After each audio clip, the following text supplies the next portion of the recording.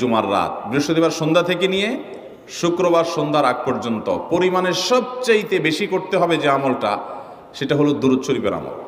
নবী করিম সাল্লাল্লাহু আলাইহি ওয়াসাল্লাম বলেছেন, আকসিরু আলাইয়া মিনাস সালাতি মিন ইয়াউমিল জুমআতি ওয়া লাইলাতিল জুমআহ, তোমরা জুমার দিন এবং জুমার রাতে আমার প্রতি বেশি বেশি দুরূদ পাঠ করবে, দুরূদ প্রেরণ করবে।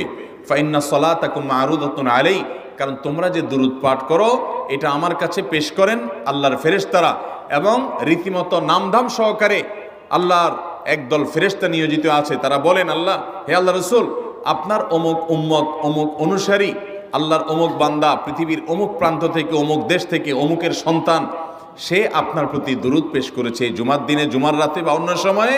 এটা নবী করিম সাল্লাল্লাহু আলাইহি সাল্লামের কাছে রিপোর্ট দেওয়া হয় আল্লাহর নিযুক্ত ফেরেশতাদের মাধ্যমে। এই জন্য শুক্রবার দিন এবং রাত, অর্থাৎ বৃহস্পতিবার সন্ধ্যা থেকে নিয়ে শুক্রবার সন্ধ্যা